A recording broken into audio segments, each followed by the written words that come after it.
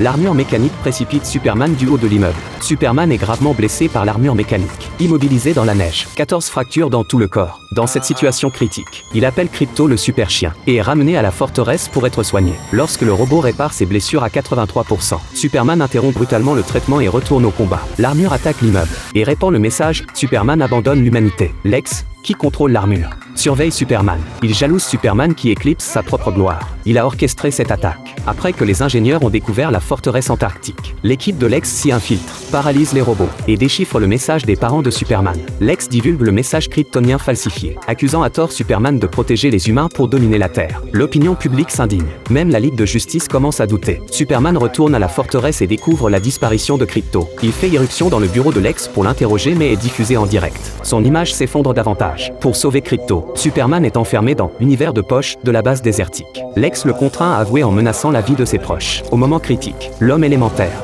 sous contrainte, change de camp, il simule la lumière solaire pour guérir Superman. Superman sauve Krypto et le fils de l'homme élémentaire. Combat à mort contre les poursuivants dans les rapides. Krypto mord les ennemis. L'homme élémentaire projette un liquide corrosif pour éliminer les adversaires. Tous sont secourus par Loi et Monsieur Excellence. Lex, fou de rage, lance un ordre d'exécution. Quand Superman retourne chez ses parents adoptifs pour se soigner, il reçoit simultanément 2 alertes de crise. Les armées de Polavi se rassemblent à la frontière. La ville est au bord de l'effondrement à cause de fissures spatiales. Il doit choisir quel camp sauver.